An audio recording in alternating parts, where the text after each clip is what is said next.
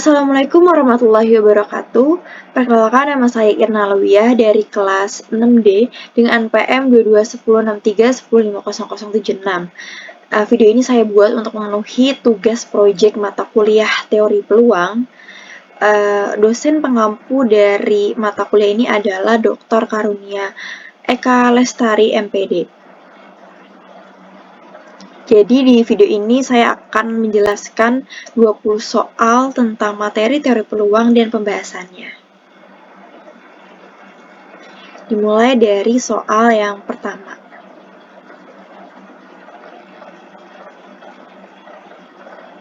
Oke, jadi di sini ada soal yang pertama. Dalam sistem seleksi ujian mandiri perguruan tinggi negeri, seseorang yang telah memenuhi seleksi administrasi harus mengikuti tes TPS dan wawancara. Diketahui peluang seseorang lulus TPS dan wawancara berturut-turut adalah 0,4 dan 0,7. Nah, jika peluang seseorang lulus keduanya adalah 0,13, ditentukan nih peluang peserta tersebut lulus TPS tetapi tidak lolos wawancara. Nah, pertama-tama kita harus tulis dulu nih yang diketahuinya apa. Nah, di sini yang diketahui adalah peluang seseorang lulus TPS. Peluang dan kurung TPS 0,4. Nah, peluang seseorang lulus wawancara jika sudah lulus TPS adalah di sini ada peluang wawancara dengan syarat TPS 0,7. Nah, ada peluang seseorang lulus keduanya TPS dan wawancara. Di sini ada P irisan peluang TPS irisan wawancara sama dengan 0,13. Nah, ditanyanya apa? Ditanyanya itu peluang seseorang lulus TPS tetapi tidak lulus wawancara, yaitu peluang TPS irisan tidak wawancara. Nah, penyelesaiannya gimana? Penyelesaiannya ini kita tahu bahwa peluang TPS sama dengan peluang TPS irisan wawancara ditambah peluang TPS irisan tidak wawancara, sehingga peluang TPS irisan wawancara sama dengan peluang TPS dikurang peluang TPS irisan wawancara. Oke, kita substitusi nilai. Di sini ada peluang TPS irisan tidak wawancara. Kita substitusi nilainya ini 0,4. Terus ini dikurang 0,13 menghasilkan angkanya itu 0,27. Nah, jadi peluang peserta lulus TPS tapi tidak lulus wawancara adalah 0,27. Nah, untuk selanjutnya untuk nomor 2. Di sini ada soal jika dua buah dadu itu dilemparkan secara bersamaan, berapa peluang wawancara setidaknya salah satu dadu bermata 5 atau jumlah mata dadunya 9. Yang pertama, kita harus tahu dulu nih yang diketahui itu apa. Jadi kan di sini yang diketahui itu dua buah dadu dilempar secara bersamaan, ya kan? Dua buah dadu kita lempar secara bersamaan. Nah, total ruang sampelnya itu NS itu, N dari S-nya itu kita hitung, ya kan, karena mata dadunya itu 6, karena 2 kali pelemparan, jadi 6 kali 6, 36. Nah, ditanyanya apa?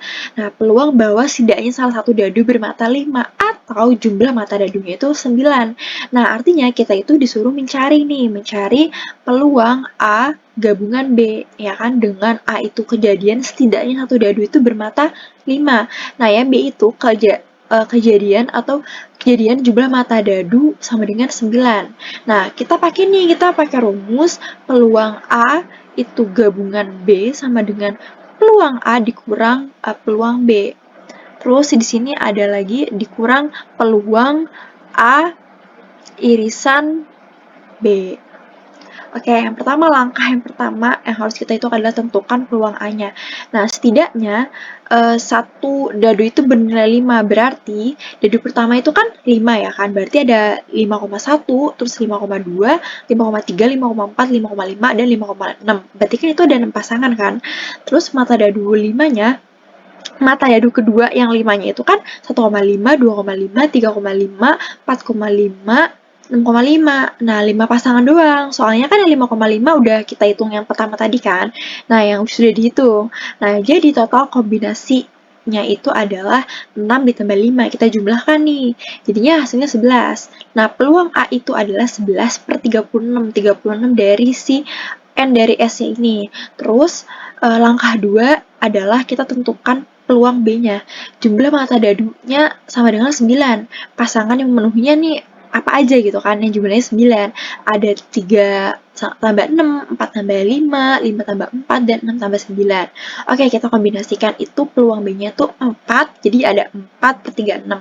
Nah, oke, langkah 3-nya tentukan peluang A irisan B. Nah, pasangan yang memenuhi kedua kondisi mengandung angka 5 dan jumlah sama dengan 9. Nah, dari daftar jumlah, kita peroleh nih, ada 4,5 sama 5,4. Yang ada 5-nya sama yang jumlahnya 9. Ya kan? Nah, jadi di sini kita hitung nih, peluang A irisan B itu 2 per 36, ya kan? Nah, langkah 4, gunakan rumus. Nah, tadi rumusnya di sini, oke, langsung aja kita substitusi ke angkanya. Peluang A gabungan B itu sama dengan 11 per 36 dari si PA-nya ini, ditambah 4 per 36 dari peluang B-nya ini, terus dikurang 2 per 36 dari PA irisan B, gitu kan. Nah, kita hitung nih, oke? 11 tambah 4 dikurang 2 sama dengan 13 per 36. Oke, jadi peluang bahwa setidaknya salah satu dadu itu bernilai 5 atau jumlah mata dadu 9 adalah 13 per 36. Oke, selanjutnya kita next ke nomor 3. Oke, di sini ada soal sebutkan 3 contoh variabel yang dapat dimodelkan dengan distribusi peluang diskrit. Oke, yang pertama, ada jumlah siswa yang hadir di kelas pada suatu hari tertentu. Nah, kenapa dikatakan variabel ini tuh bisa dimodelkan dengan distribusi peluang diskrit? Karena jumlah siswa adalah bilangan bulat dan tidak bisa pecahan. Jadi ini tuh termasuk variabel diskrit. Nah, kita tahu bahwa variabel diskrit itu kan adalah jenis variabel yang nilainya berupa bilangan bulat yang terpisah-pisah nih.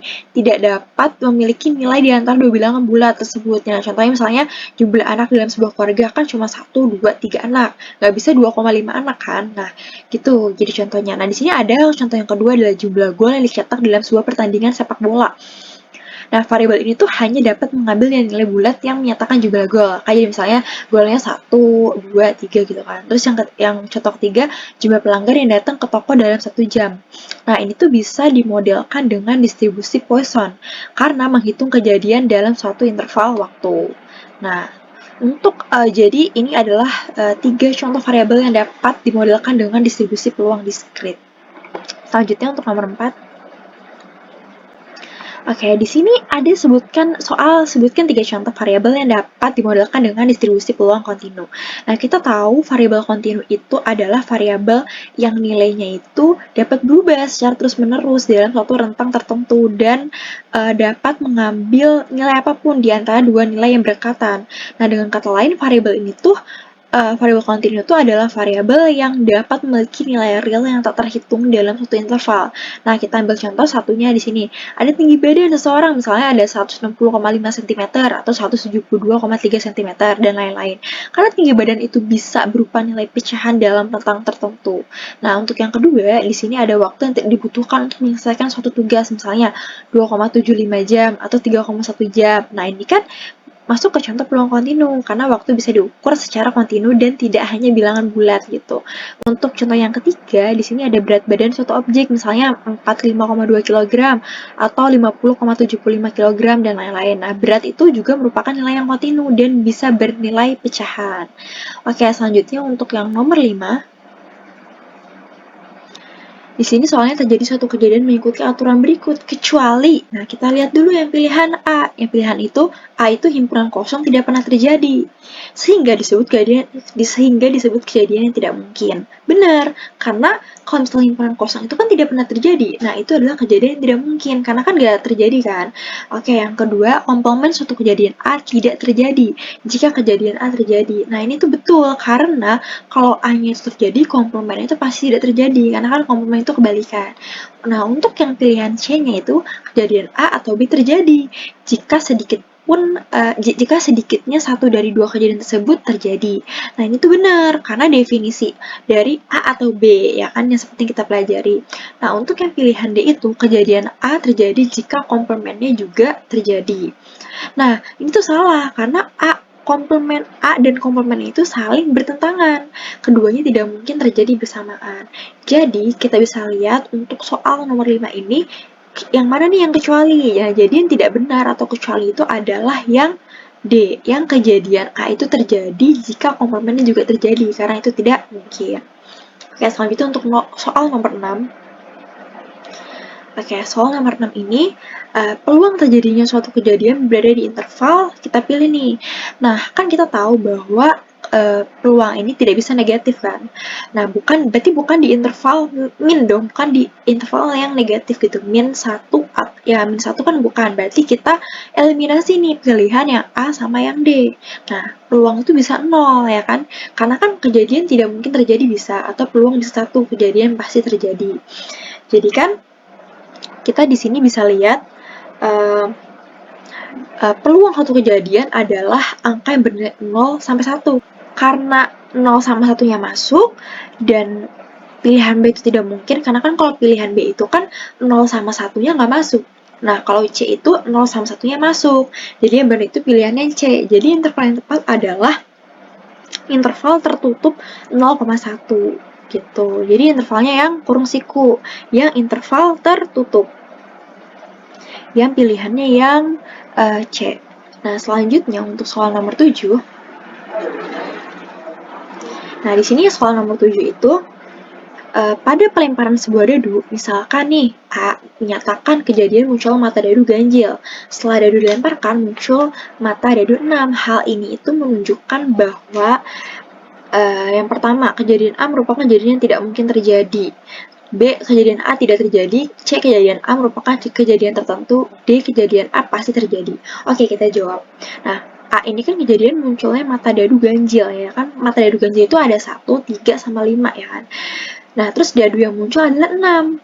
Nah, 6 itu kan merupakan angka yang genap. Nah, karena muncul angka 6 yang bukan ganjil, maka kejadian itu tidak terjadi. Nah, A itu bukan kejadian tidak mungkin, karena masih mungkin muncul angka ganjil di lemparan lain. Nah, A itu juga bukan kejadian tertentu, tidak semua hasil dadu itu ganjil. Nah, oke, jadi jawaban yang tepat adalah kejadian A tidak terjadi, gitu. Karena kan si 6 ini merupakan mata dadu genap, bukan mata dadu ganjil. Jadi jawabannya yang D, kejadian A, jadi jawabannya itu yang B, kejadian A tidak terjadi. Selanjutnya,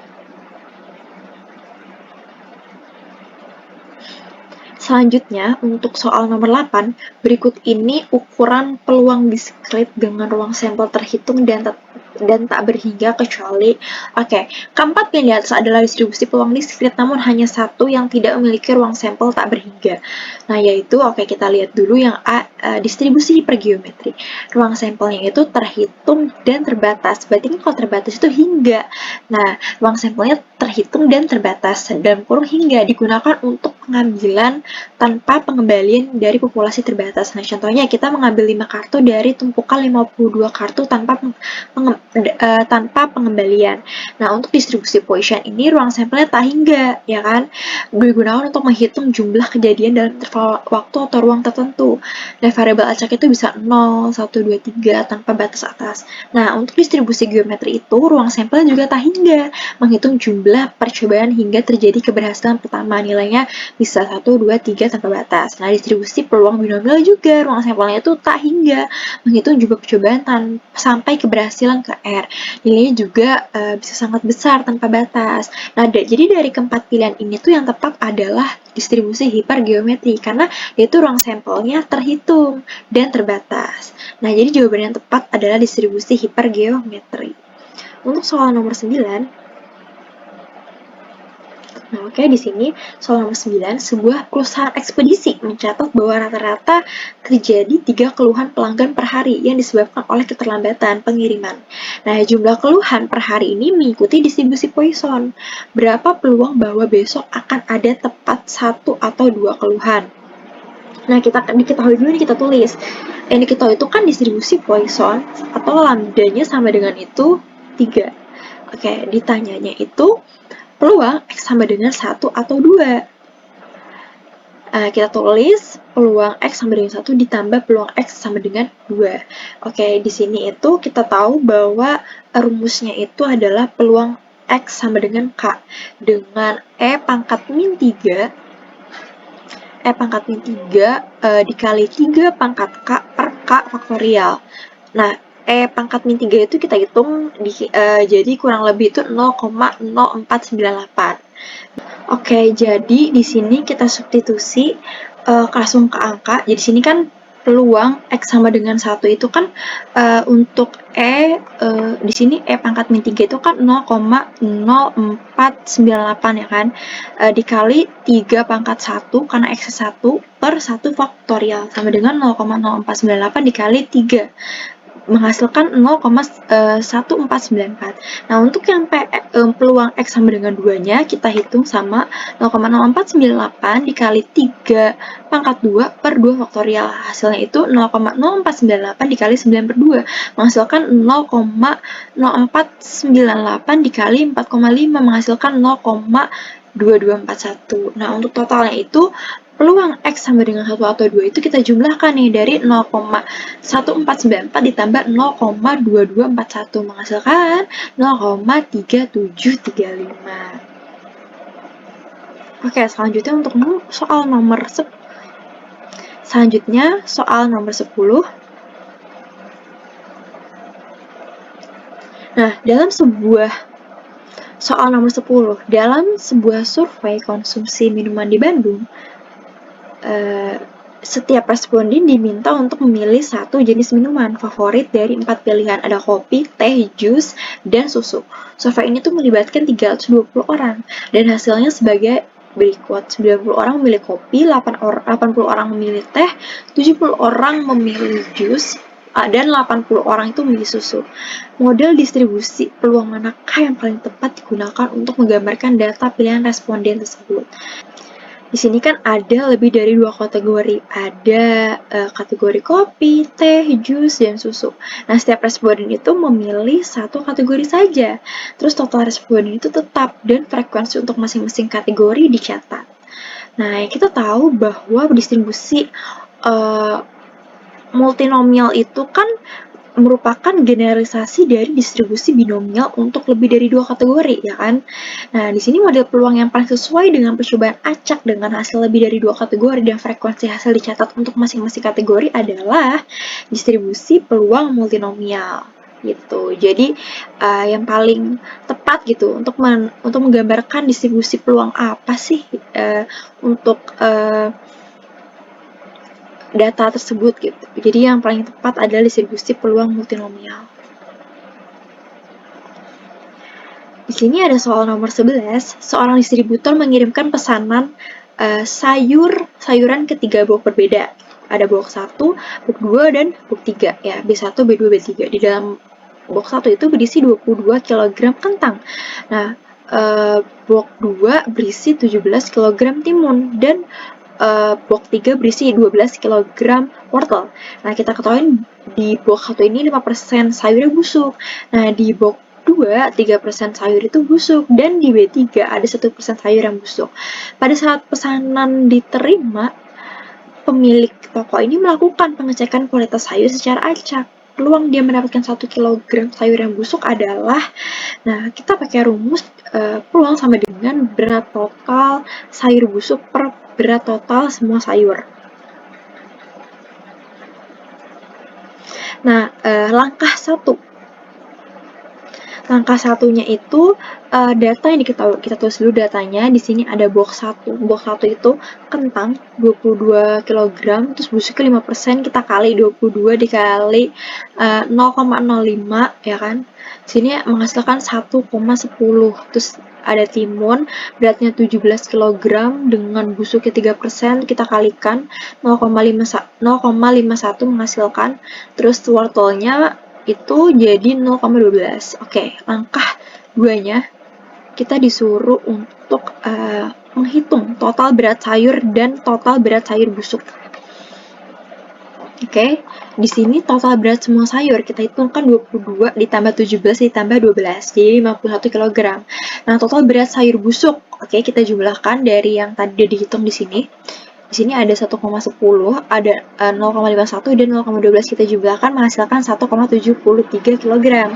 Nah, langkah yang ketiga kita hitung nih peluangnya. Peluang sama dengan 1,73 per 51 menghasilkan 0,03392. Oke, kita bulatkan jadi 0,034. Jadi, artinya peluang pemilik toko mendapatkan 1 kg sayur yang busuk secara acak adalah sekitar 0,034. Next, nomor 12. Oke, di sini soalnya sebuah sekolah menerima kiriman 20 setel seragam baru dari pabrik. Nah, setelah diperiksa, ternyata 3 setel itu diantaranya cacat jahitannya, misalnya kancingnya lepas atau robek kecil, bajunya atau robek kecil gitu ya. Jadi petugas gudang memilih 5 setel seragam secara acak untuk dicek kualitasnya sebelum dibagikan ke siswa. Berapakah peluang bahwa dari 5 setel yang dicek tepat 1 setel diantaranya mengalami cacat? Nah, kita ketahui bahwa total populasi ini itu N besar, itu 20 setel, cacat kita ketahui K besar itu 3 setel, diambil N-nya itu 5 setel, dan kita tuh ingin tahu, ingin tepat cacatnya itu berapa sih gitu kan. 1 setel, oke, kita gunakan rumus distribusi hipergeometrik. Peluang X sama dengan K di sini kombinasi K besar diambil K kecil dikali kombinasi N besar min K besar diambil N kecil min K kecil per kombinasi N besar diambil N kecil. Kita substitusi angkanya. Di sini peluang X sama dengan 1 itu sama dengan kombinasi 3 diambil 1 dikali kombinasi 17 diambil 4 per kombinasi 20 diambil 5. Menghasilkan, kita hitung, jadi kan kombinasi 3 diambil 1 itu 3, kombinasi 17 diambil 4 itu 2380, dan kombinasi 20 diambil 5 itu 15504. Oke, kita hitung 3 dikali 2380 per 15.504 menghasilkan 7.140 per 15.504. Nah, hasilnya adalah 0,4602. Jadi kita tahu peluang bahwa dari 5 setel yang dicek tepat 1 setel di antara yang mengalami cacat adalah sekitar 0,46. Selanjutnya nomor 13. Di sini soal nomor 13, di sebuah perpustakaan kampus, waktu tunggu antar peminjaman buku oleh mahasiswa diasumsikan mengikuti distribusi eksponensial dengan laju atau rate lambdanya itu sama dengan 0,05 per menit. Berapa peluang bahwa tidak ada peminjaman buku selama lebih dari 10 menit? Kita interpretasi soal dulu. Soal ini meminta kita mencari peluang T lebih besar dari 10 atau peluang bahwa waktu tunggu lebih dari 10 menit. Dengan lambdanya itu 0,05 per menit dan T-nya itu waktunya itu 10 menit. Oke, distribusi eksponensial memiliki fungsi peluang kumulatif, ya kan? Ini ya peluang T lebih besar dari T kecil sama dengan E-nya itu adalah bilangan Euler. E pangkat min lambda dikali T. Nah, kita substitusi nih nilainya ya kan. Dengan peluang T lebih besar dari 10 atau peluang bahwa waktu tunggu lebih dari 10 menit itu sama dengan E pangkat min 0,05 ya kan dari sini dikali 10 waktunya T-nya sama dengan E pangkat min 0,5. Nah, kita hitung nilai eksponensialnya. Kan kalau misalnya E pangkat min 0,5 itu menghasilkan 0,6065 atau kita bulatkan menjadi 0,61. Selanjutnya nomor 14. Di sini soalnya itu ada sebuah mesin fotokopi di ruang TU kampus sering rusak karena pemakaian yang intensif. Berdasarkan data, diketahui bahwa rata-rata waktu antar kerusakan mesin tersebut adalah 4 bulan dan waktu antar kerusakan tersebut mengikuti distribusi eksponensial. Jika X menyatakan waktu antar kerusakan mesin dalam bulan, maka berapakah varians dari waktu antar kerusakan mesin tersebut? Oke, kita ketahui dulu bahwa rata-rata atau mu-nya itu sama dengan 4 bulan. Distribusi eksponensialnya itu mu-nya itu sama dengan 1 per lambda, ya kan? Ditanyanya itu varians, var dalam kurung X. Oke, kita langkah penyelesaian itu yang pertama gunakan rumus rata-rata. Mu sama dengan 1 per lambda sama dengan 4, jadi kan lambda sama dengan 1 per 4. Yang kedua, gunakan rumus pada distribusi eksponensial. Varian X sama dengan 1 per lambda kuadrat, kita substitusi angkanya jadi 1 per 1/4 kita kuadratkan menghasilkan 1 per 1 per 16. Jadi hasilnya itu adalah 16. Oke, kita tahu bahwa distribusi eksponensial itu digunakan ketika kita ingin memodelkan jarak waktu antar dua kejadian yang terjadi secara acak dan kontinu. Nah, dalam kasus ini itu kerusakan mesin. Nah, dalam model ini parameter laju lambda itu diperoleh dari kebalikan rata-rata waktu antar kejadian, yaitu lambdanya itu sama dengan 1 per mu. Nah, setelah mendapatkan lambda, kita bisa langsung menghitung varians dengan rumus varian X sama dengan 1 per lambda kuadrat. Nah, nilai varian sebesar 16 itu menunjukkan tingkat penyebaran waktu antar kerusakan itu cukup tinggi. Artinya, waktu antar kerusakan bisa sangat bervariasi di sekitar nilai rata-ratanya. Nah, selanjutnya untuk soal nomor 15. Soal nomor 15, misalkan suatu variabel acak X berdistribusi gamma dengan parameter A sama dengan 5 dan beta sama dengan 3. Nilai variansi dari X adalah, nah misalkan kita jawab nih, misalkan suatu variabel acak X itu berdistribusi gamma dengan parameter A-nya itu 5, parameter bentuk atau shape, nah betanya itu sama dengan 3 atau parameter skala atau scale. Nah, berapakah nilai variansi dari X? Kita pakai rumus variansi pada distribusi gamma.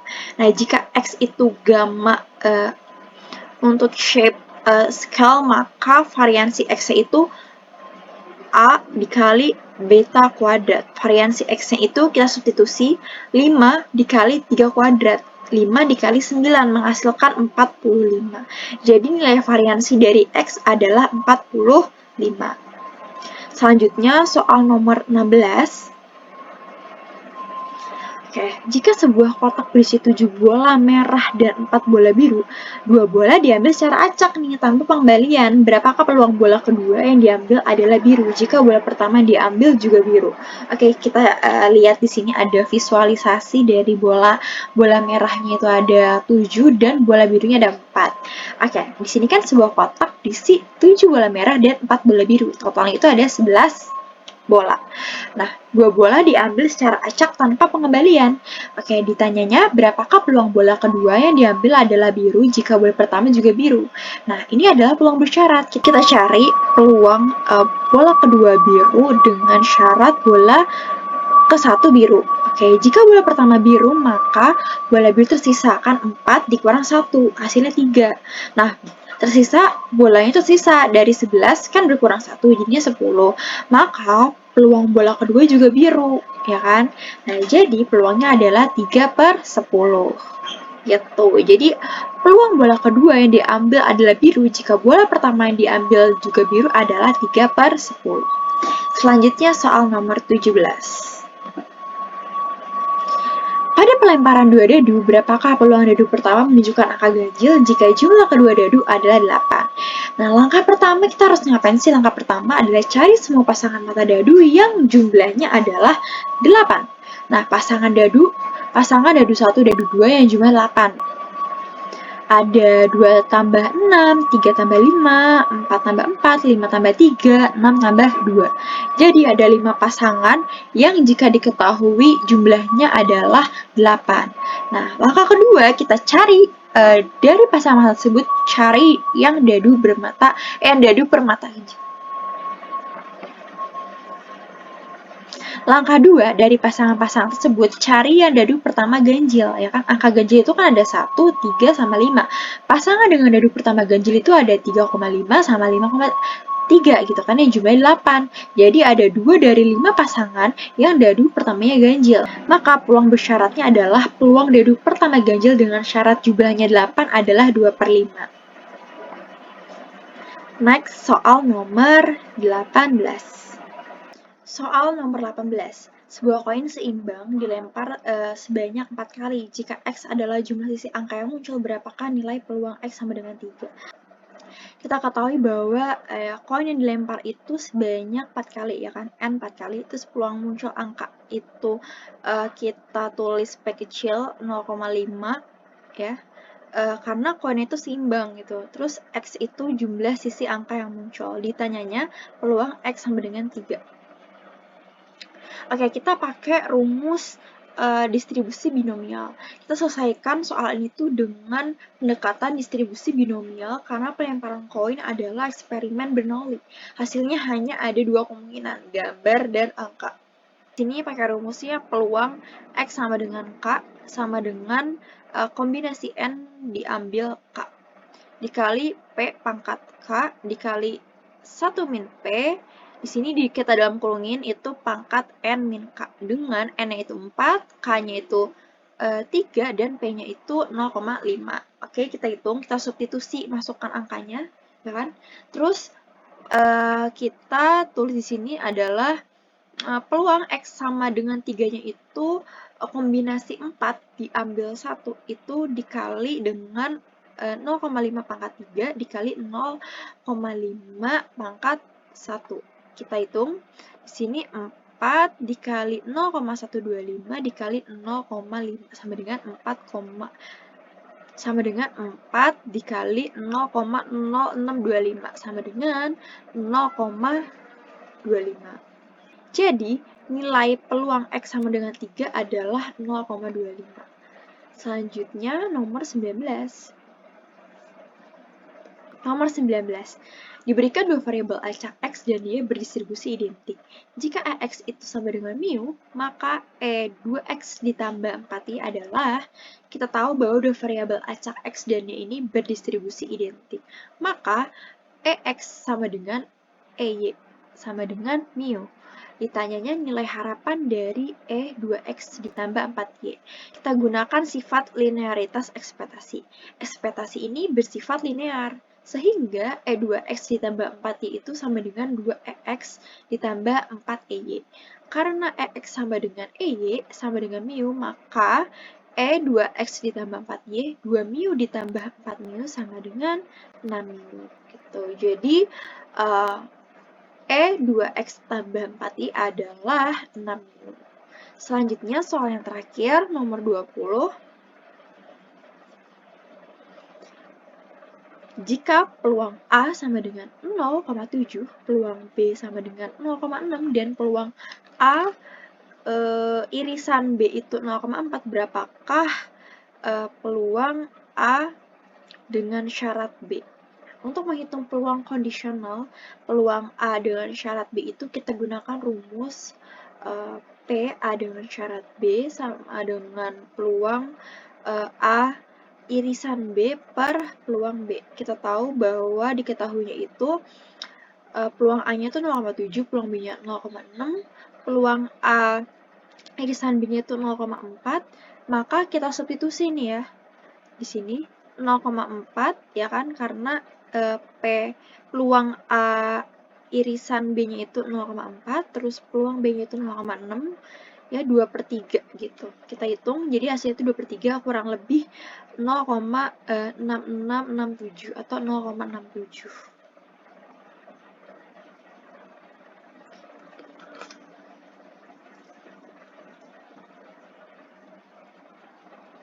Selesai sudah pembahasan 20 soal tentang materi teori peluang. Semoga apa yang saya bahas bermanfaat. Kurang lebihnya mohon maaf. Wassalamualaikum warahmatullahi wabarakatuh.